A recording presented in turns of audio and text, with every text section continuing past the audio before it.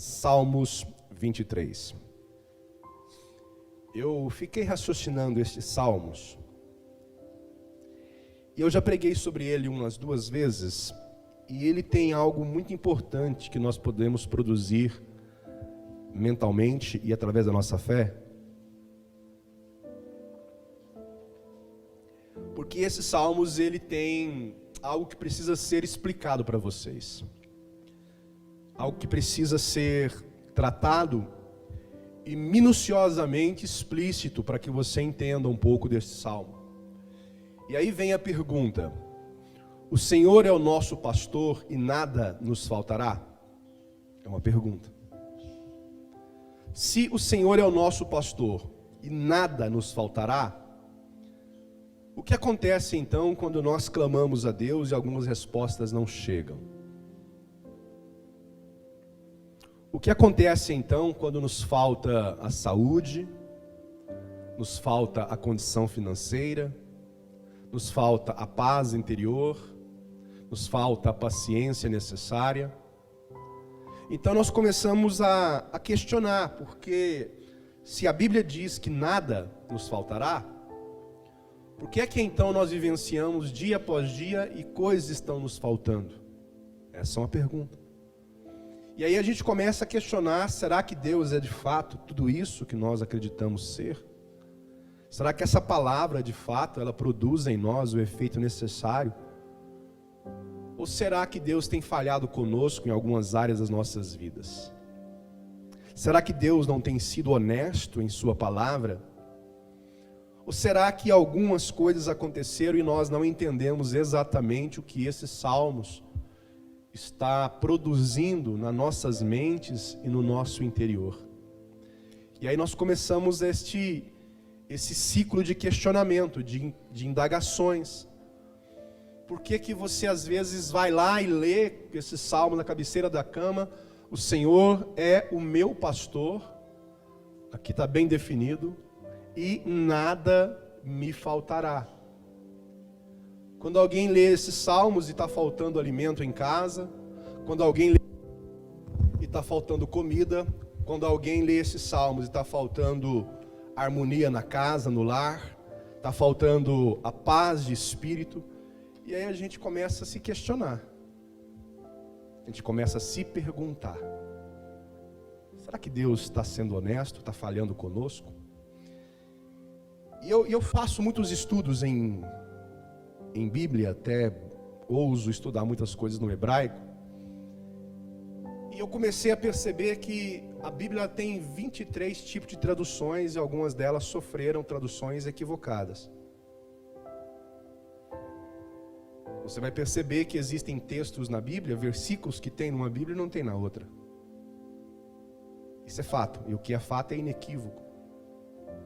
E o interessante é que quando nós lemos a Bíblia, exatamente este capítulo 23, os Salmos, quando nós olhamos o primeiro versículo que diz que o Senhor é o meu pastor, e aí a gente começa a se questionar, porque não faz sentido observar este texto e perceber ao nosso lado que tem muitas coisas que estão nos faltando. Muitas coisas que de fato não chegaram, e algumas delas talvez jamais chegarão. Vai te faltar, por exemplo, me falta um dinheiro na conta. Eu gostaria de ter hoje uns 2, 3 milhões. Seria legal, mas está me faltando. Então aí eu começo a perguntar: a Bíblia falha? Não, não é. A Bíblia é inerrônea, mas algumas traduções, quando foram colocadas do hebraico para o aramaico, do aramaico para o alemão, do alemão para o latim, do latim para o português, e aí vão sofrendo alterações. Nas alterações, algumas palavras saem de forma equivocada. E ali nesse ponto a gente vai julgar João Ferreira de Almeida? Não. Vai julgar Russell Shedd? Não. Porque graças a Deus que eles traduziram a Bíblia e chegou até nós. Mas algumas coisas precisam ser explicadas, porque a gente começa a questionar algumas coisas. Poxa, se ele é meu pastor, por que está me faltando alguns requisitos importantes na minha vida? Então, a primeira coisa que eu quero passar para você é o texto que eu vou ler, e eu vou entrar em alguns pontos hebraicos e aramaicos para você compreender de fato o que Salmo 23 produz com realidade nas nossas vidas. Capítulo 23, versículo 1 dos Salmos, vai dizer assim: o Senhor é o meu pastor. Aqui está dizendo assim: nada me faltará. Deitar-me faz em verdes pastos, guia-me mansamente a águas tranquilas. Refrigera minha alma, guia-me pelas veredas da justiça, por amor do seu nome. Ainda que eu ande, ou andasse, pelo vale da sombra da morte, não temerei mal algum, porque a tua vara, não temerei mal algum, porque tu estás comigo, e a tua vara e o teu cajado me consolam. Preparas-me uma mesa perante mim à presença dos meus inimigos, unges a minha cabeça com óleo, e meu cálice transborda. Certamente a bondade e a misericórdia me seguirão por todos os dias da minha vida, e habitarei na casa do Senhor por longos dias. Digam glória a Deus. Pai, tua palavra lida, ela é com muita convicção, a tua palavra revelada às nossas vidas, aos nossos corações. Fala conosco, nos dá entendimento, no nome de Jesus. Existem coisas que nós precisamos buscar no original, para que nós saibamos de fato o que está escrito e de fato qual é o conteúdo daquela escrita para nossas vidas. Quando eu olho para você e pergunto para você assim: o que você tem nas suas mãos? Dá uma olhadinha na sua mão. O que você tem nas suas mãos? Você vai dizer nada. Nada. E se eu te perguntar assim: você tem alguma coisa nas suas mãos? Você vai dizer o quê? Não. Então se eu te pergunto: você tem alguma coisa nas suas mãos? Você diz: não, não tem. Você tem algo nas suas mãos? Nada. No hebraico, a palavra não e nada é uma única letra chamada lamet. A palavra lamet, no Salmo 119, versículo 89, é uma das palavras ou letra do alfabeto hebraico. O alfabeto hebraico, ele não é lido como português, da esquerda para a direita. Mas as letras são escritas e lidas da direita para a esquerda. Então, quando nós lemos: o Senhor é meu pastor e nada, o termo correto é não. Porque se eu te pergunto: você tem alguma coisa nas mãos? Você diz não. Se eu te pergunto: o que tem nas suas mãos? Nada. O termo é o mesmo. Não e nada, no alfabeto hebraico, significa a mesma coisa. Mas quando se traduziu para o português, a palavra correta deveria ser não. Mas eles colocaram nada. Porque o termo do versículo vai ficar correto para você entender que Jesus, que Deus não falha. Então quando alguém perguntar assim, ou você se questionar, está te faltando alguma coisa, você precisa buscar a premissa do que o versículo produz no original. Escuta isso. E o texto vai dizer: o Senhor é meu pastor e não me faltará. Quando eu olho para esse ponto, eu começo a perceber que por mais que as coisas faltem, o Senhor não me faltará. Por mais que me falte a paz ou a saúde, o Senhor não me faltará. É esse conceito do original que às vezes bagunça a cabeça de muitos, porque na tradução caiu para o termo nada. Mas a palavra lamet, ela tem todos os pontos mostrando que a tradução é a mesma. Porém, para nós do português, deveria cair como traduzido para o não e caiu para o nada. Porque não faz sentido você servir a Jesus e falar que nada te falta, porque vai te faltar, mesmo porque Ele vai corrigir você em algumas coisas, porque Ele não vai dar tudo o que você quer. Mas quando você tem Jesus no coração, por mais que te falte alguma coisa, o Senhor não te faltará. O Senhor sempre vai suprir, do jeito dEle, da forma dEle. Por mais que às vezes nós não reconheçamos e não entendamos as coisas que acontecem conosco. Quantas orações foram feitas e não foram respondidas? Quantas coisas aconteceram e nós buscamos em fé? Quantas coisas nosso coração não aceitou, não assimilou? Quantas vezes? E aí a gente vai questionar, porque está escrito, o Senhor é o meu pastor e nada vai me faltar. Falta sim. E é exatamente porque Ele é seu pastor, que Ele vai permitir que te falte algumas coisas, que com muita convicção te farão pessoas melhores, ou talvez algumas que nem te farão melhor, mas Ele vai provar você para entender a sua fé. Por isso que a palavra lamet, ou a letra do alfabeto hebraico, não do grego, do hebraico, vai trazer de uma forma estereotipada que é isso. O Senhor é meu pastor, vírgula, e não me faltará. Ele não vai me faltar. Por mais que eu esteja ali conduído com algumas coisas no coração, Ele vai continuar abençoando e suprindo a minha vida. E o texto ele é longo.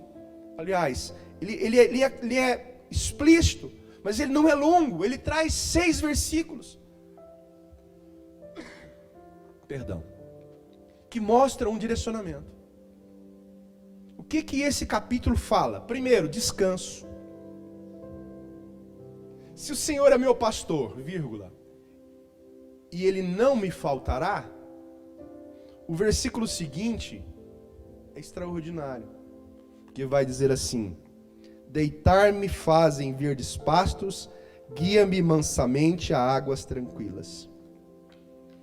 Eu não sei se você tem curiosidade de ver documentário de Israel, se você busca conhecimento do que você lê. Se você não busca, você precisa buscar. Quando os pastores de ovelhas cuidam das ovelhas em Israel, e isso mais no Antigo Testamento vai falar muito sobre isso, mas especificamente no passado falava muito sobre isso. Esses pastores direcionavam as ovelhas por quilômetros em busca de águas tranquilas, porque em muitos lugares haviam muitas coisas que as ovelhas se tornavam presas fáceis. E se tem um animal, um bicho, que tem medo de tudo, é a ovelha. A ovelha, ela tem medo de barulho. A ovelha tem medo de vultos. A ovelha tem medo de qualquer coisa, de grito. Só que a ovelha tem uma coisa interessante. Ela tem a percepção da voz do pastor. Os pastores em Israel, na Índia, eles têm um dialeto diferente, mas o dialeto deles, ainda assim, tem uma forma semítica de conversar com as ovelhas. Já viu aquelas pessoas que cuidam de galinha? Eles falam o galinhês, já viu? Eu não sei se a galinha entende, porque eles falam assim, ó. Pi, pi, pi, pi, pi, pi. Acho que foi o Chaves que ensinou isso para eles. Eu já fiz muito isso na vida. E a galinha vem. Mas é porque está chamando. A ovelha, ela ouve a voz do pastor. E o pastor, ele chama as ovelhas como se fosse um sino, um badalo no timbre da voz. Ele faz assim. E a ovelha vem ao som do pastor. E o pastor pega a ovelha e leva ela. Ele conduz a ovelha para beber águas em lugares tranquilos. Então, quando o texto vai dizer assim, o Senhor é meu pastor e não me faltará, está dizendo que Ele vai fazer você viver em descanso, por mais que hajam crises e adversidades.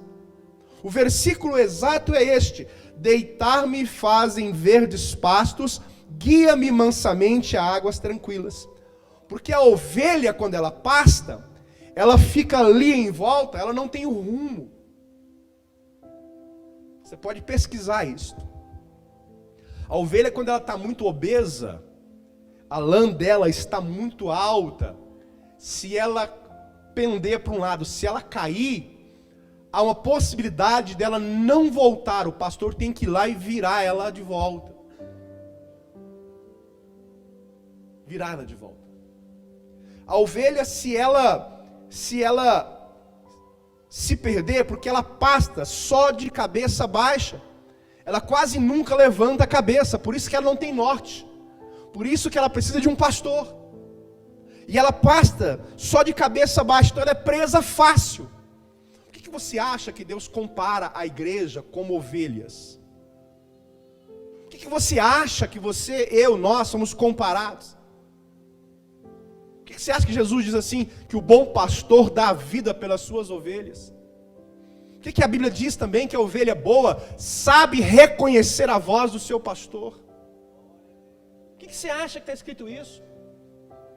E aí, quando a ovelha precisa de água, o pastor sabe conduzir, levar, deixar ela tranquila na relva verde e levar ela para beber água em lugares tranquilos, águas tranquilas. E é isso que vai dizer. Então esse versículo 2 vai dizer sobre descanso. Se o Senhor é o seu pastor, por mais que você vivencie crises, Ele não vai te faltar. O versículo 3, olha isto: refrigera minha alma, guia-me pelas veredas da justiça, por amor do seu nome. Está falando de renovo, refrigério. Depois de descanso, refrigério. E o interessante, que eu quero desafiar você a ler em casa, o Salmos 22 fala do pastor que Davi expõe, logicamente, o pastor que está ali da prerrogativa da ovelha, aquele pastor que morre pela ovelha, o Salmo 22. O Salmo 23 é do pastor que traz a prerrogativa do pastor que cuida da ovelha. E o Salmo 24 fala do pastor que, com muita certeza, voltará para pegar aquela ovelha. Então os Salmos 22, 23 e 24, eles são salmos sequenciais. Porque é os salmos que fala do pastor que morre pelas ovelhas, o 23, o pastor que cuida das ovelhas, e o 24, o pastor que volta para pegar as ovelhas. É a mesma analogia do pastor. Qual? O Jesus que nós amamos e servimos. Porque é o que traz o princípio do Salmo 22, o pastor que está lá, mas ele faz o que for preciso, ele dá vida pela ovelha. Não foi isso que Jesus fez? Morreu por nós. O 23 é o pastor que cuida. Não é isso que Jesus faz conosco, que Ele cuida. O 24, o pastor que volta para pegar a ovelha. Não é isso que Ele vai fazer. Ele vai voltar para pegar a ovelha, Ele vai levar a ovelha com Ele. É aquele pastor que conta as ovelhas, e se ele percebe que faltou uma, ele vai deixar as 99, vai lá e busca a que está faltando, porque ele não quer perder. Então se fala de descanso, fala de refrigério. Ele refrigera a alma. Entende isso? E o interessante aqui, vocês vão aprender o que eu vou dizer. O versículo 4 vai dizer assim: ainda que eu ande pelo vale da sombra da morte, não temerei mal algum, porque tu estás comigo, a tua vara e teu cajado me consolam. Deixa eu te contar uma história verdadeira do que acontece nesse versículo aqui. O vale da sombra da morte, para quem gosta de assistir aos lugares em Israel, se você nunca assistiu, coloque lá, Vale da Sombra da Morte, de acordo com aquilo que os historiadores, os próprios, a gente chama de, não é Boy Scouter, mas os cicerônios lá, os guias, que é a mesma coisa. E eles levam as pessoas nos lugares específicos. O que é este lugar chamado Vale da Sombra da Morte? É um despenhadeiro, é onde Davi faz analogia, é um despenhadeiro na diagonal, bem íngreme, e aqui existe um canyon, um Grand Canyon. Então é um despenhadeiro. Nesse despenhadeiro existe um corredorzinho entre as pedras. um trieiro, onde o pastor passa chamando as ovelhas, levando-as para as águas tranquilas que ficam quilômetros. Mas antes de chegar nas águas tranquilas, esse pastor vai conduzindo as ovelhas pelo som da voz. E as ovelhas precisam estar atentas, porque elas precisam estar caminhando, porque elas passam por este lugar chamado Vale da Sombra da Morte. Qualquer deslize, elas caem. E se cair, é fatal. Por isso Davi vai dizer assim, ainda que é um termo adversativo, não é conclusivo, adversativo, ainda que. Então está dizendo que alguma coisa possível, ruim, possa acontecer. Uma coisa negativa possa vir acontecer. Eu posso me dar mal em alguma coisa. Pode ter alguma coisa ruim. Mas ainda que é um termo adversativo, ainda que isso aconteça, o versículo continua dizendo, ainda que eu ande por lugares perigosos, ainda que eu passe e olhe lá embaixo o Grand Canyon, o desfiladeiro, as pedras, ainda que eu passe por lugares difíceis, momentos complicados, ainda que eu tenha medo de continuar a jornada até alcançar as águas tranquilas, ainda que eu continue, olhe para baixo e sinta o calafrio, ainda que eu passe por estes lugares, o versículo ele é conclusivo. Não temerei mal algum.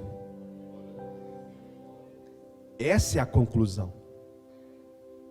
E aqui vem algo que me chamou a atenção, e eu fui pesquisar, e eu fui atrás, eu fiquei pensativo, porque não bate. Pode trocar água para mim? Colocar uma sem gelo, por favor? Tá ficando ruim, eu esqueci de avisar. É incongruente. O que é incongruente? A vara. A vara é incongruente aqui. Presta atenção nisso aqui para você ver.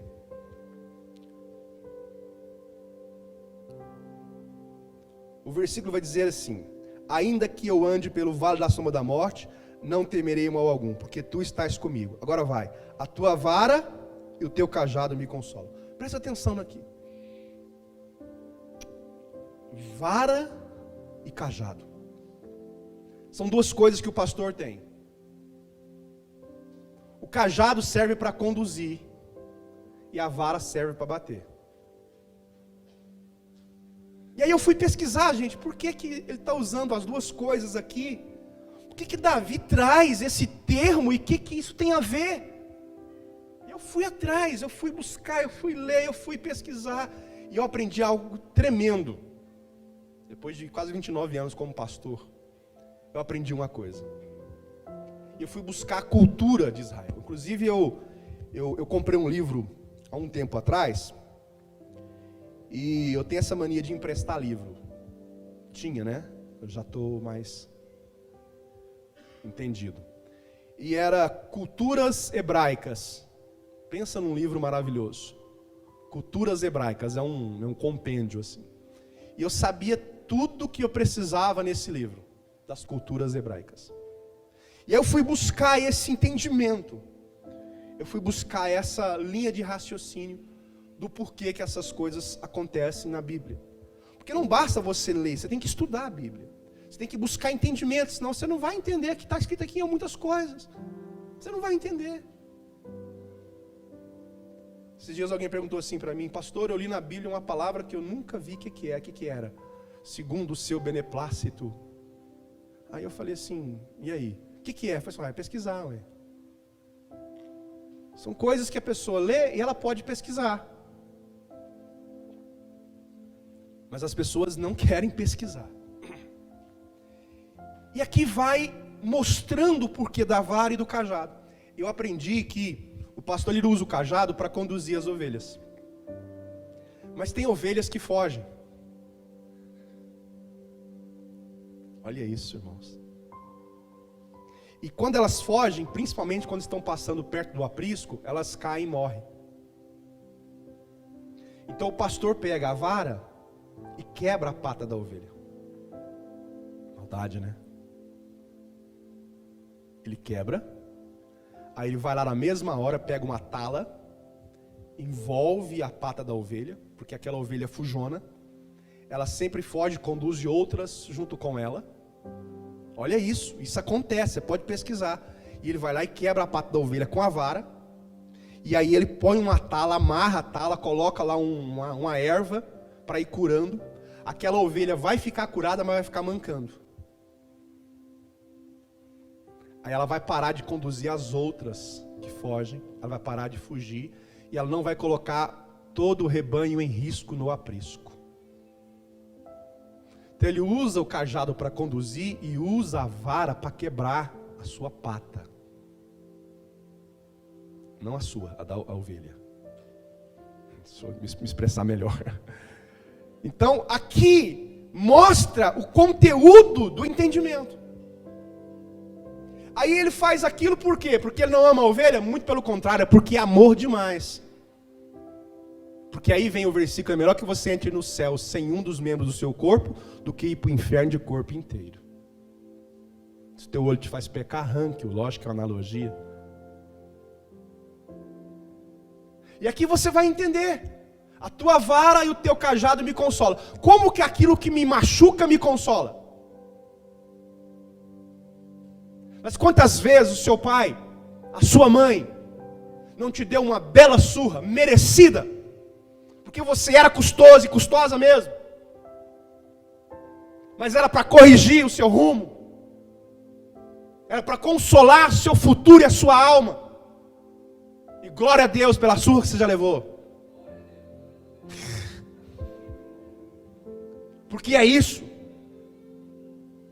É isso que Jesus vai falar aqui. É isso que o pastor faz. Porque a tua vara me quebra se for necessário.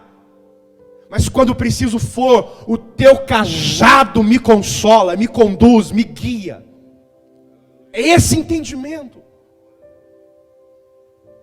E às vezes quebra-se a pata para que aquela ovelha não disperse e leve outras ovelhas. Interessante isso. Eu fui buscando, fui lendo, fui pesquisando.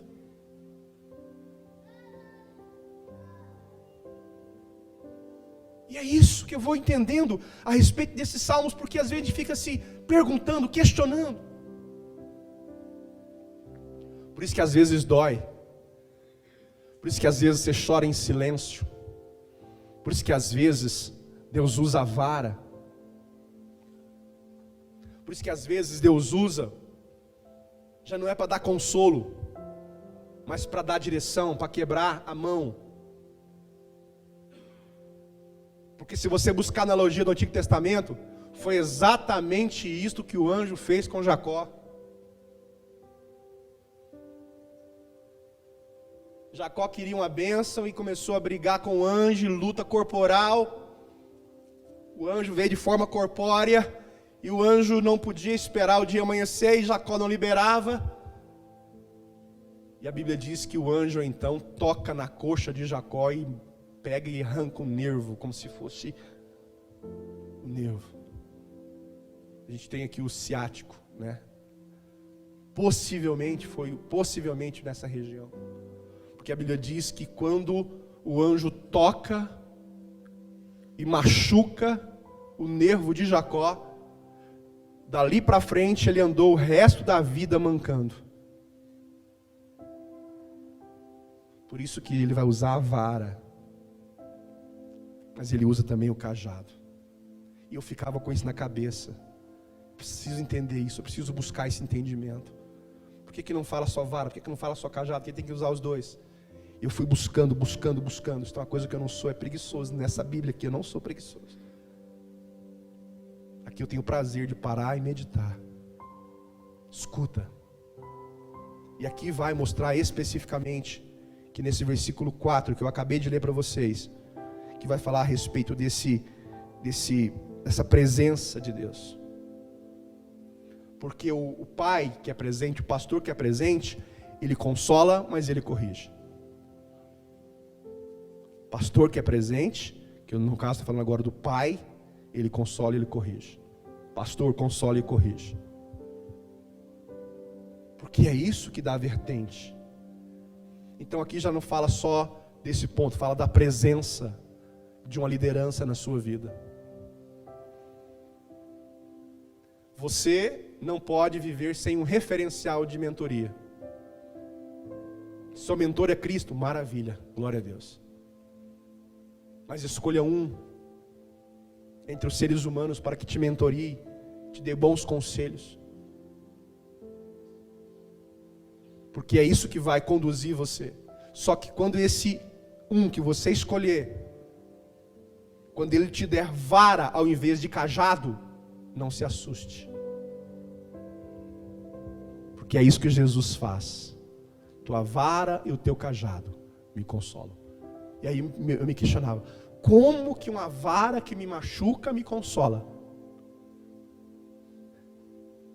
Mas é exatamente isso. É porque ela te machuca hoje, para te deixar em paz amanhã. Ela te corrige hoje, para você ter um futuro amanhã. Você entende isto?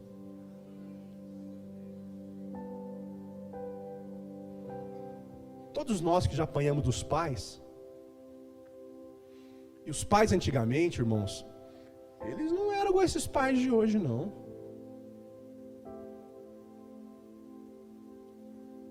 Se você nasceu depois dos anos 80, 90, você não teve pai bravo, não.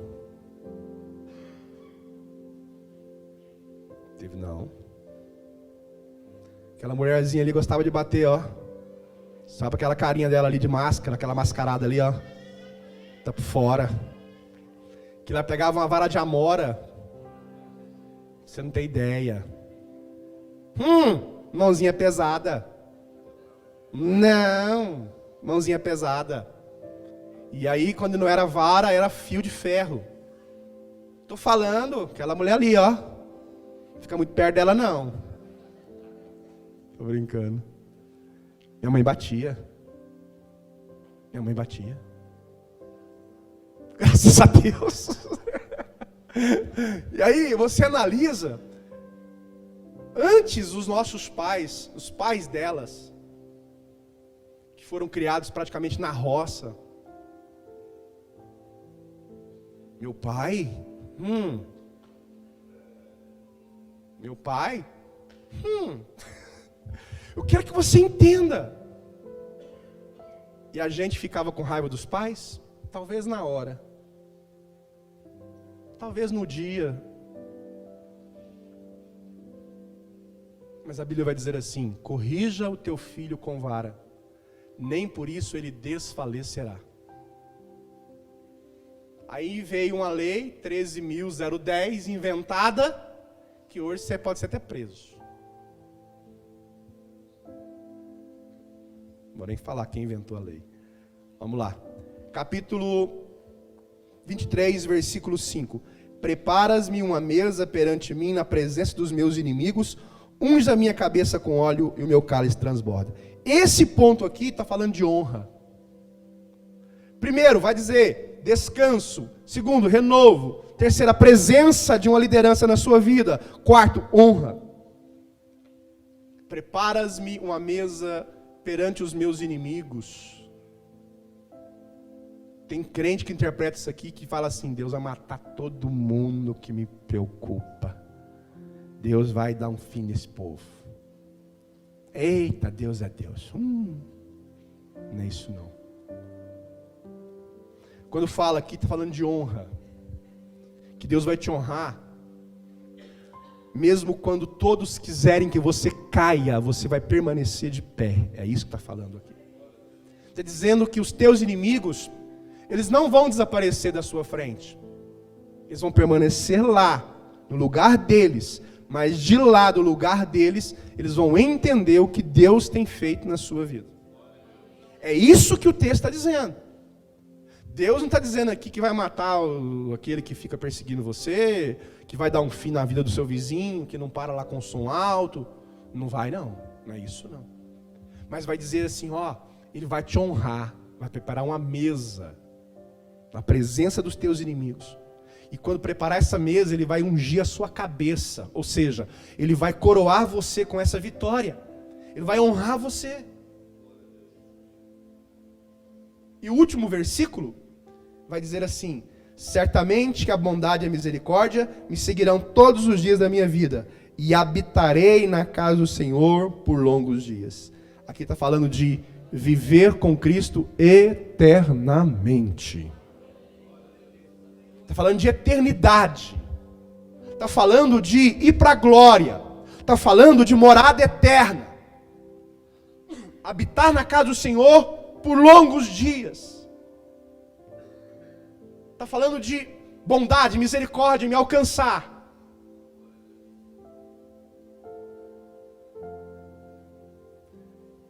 E aqui todo mundo está sujeito ao céu. Ou não. Mas o versículo final fala de eternidade. Mas deixe-me explicitar isto. Haverá eternidade tanto para quem está em Cristo, como para quem morrer sem Cristo. A eternidade é para ambos. A questão aqui é a pergunta. Não é a resposta, é a pergunta que faz diferença. Onde você vai passar a eternidade? Porque é essa pergunta que importa. Porque a eternidade virá tanto para quem está em Cristo ou sem. Mas para quem está em Cristo, será uma eternidade em paz eterna e descanso eterno. E para quem não estiver em Cristo, só você pensar. Então, quando eu começar a questionar, o Senhor é meu pastor e nada me faltará, eu começo a reverter o processo. Não, peraí, teve um erro aqui. Porque a palavra, ou a letra lemet, no hebraico significa não e nada. Você tem o que nas mãos? Nada. Você está com alguma coisa na sua mão? Não. Tanto não ou nada, a palavra ou a letra lemet é a mesma coisa. A tradução deveria ser não. Então vai explicar que fica melhor para você entender. O Senhor é o seu pastor, vírgula, e não te faltará. Pronto. Pronto. Ele nunca vai te faltar. Ele nunca vai te faltar. Algumas coisas podem faltar, mas ele não vai. Algumas coisas podem não chegar, mas ele vai chegar. Algumas coisas podem não vir, mas ele virá. Ele não faltará. E é isso que importa. Ficou mais claro para você esse capítulo aqui, esse entendimento? Porque é isso que nós vamos começar a compreender. Senão eu vou começar a questionar. Poxa vida, nada me faltará, está faltando tanta coisa. Essa semana mesmo faltou tanta paciência para mim. Precisei respirar várias vezes.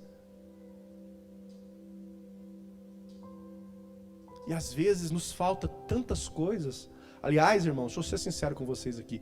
Nos falta mais coisas do que nós gostaríamos. E às vezes mais coisas que nós queríamos ter, não temos. Porque ninguém está satisfeito com o que tem, nem com o que é. Pode reparar. Você compra uma calça, você quer comprar outra. Você compra uma camisa lilás, você quer comprar uma verde. Você tem cabelo preto, de repente está branco. Você quer pintar de branco, de repente ele fica preto. Você passa uma tinta preta, aí ele cresce e fica branco. Você está gordinho, você quer emagrecer. Se emagrecer demais, você quer engordar. Porque você não contenta com o que você quer, com o que você tem. Se eu desligar esse ar, vocês vão reclamar. Ai, que calor, nossa, que igreja quente. E tá ligado, você fala assim, que igreja fria, tem como desligar esse ar? Não. É assim. É desse jeito. Porque um dia vão ter que fazer uma igreja com compartimentos. Um pedacinho para cada. Aí você escolhe a cor que você quer na igreja. Eu pinto da sua cor, eu pinto da sua cor. Se quer climatizado, eu ponho climatizado. Se você quer quente, eu coloco uma lareira no seu lugarzinho ali para você ficar bem aquecido. Tá bom? E tem alguns que dormem. Para esses que dormem, eu vou colocar o nananenê. Vou fazer igreja do seu estilo. Talvez dá certo. Porque às vezes é isso que falta. Aí, irmãos, para encerrar minha fala aqui, vou até fechar aqui, para trazer de volta para o texto. Viva acreditando que o Senhor é o seu pastor de fato. Ele é. Você crê que Ele é? Ele é. Vai te faltar algumas coisas? Sim, mesmo porque o pai que dá tudo não sabe criar filho. Você já pensou aquele filme do Jim Carrey? Sim, senhor. Olha que filme mais esdrúxulo. Sim, senhor. Sim, senhor. Aí, de repente, agora ele tem condições de dar tudo que todo mundo quer. Eu me lembro do filme que chega todo mundo numa festa. Todo mundo chega ganhando a loteria. Todo mundo. O prêmio era R$10 para cada um, mais ou menos. Porque às vezes é isso. Sim, sim, sim. Então Deus vai te dizer não, não, não. Às vezes sim, mas não. Mas sempre para o seu melhor. Porque Ele é o seu pastor e não te faltará. Você pode aplaudir Jesus por isso, meu irmão?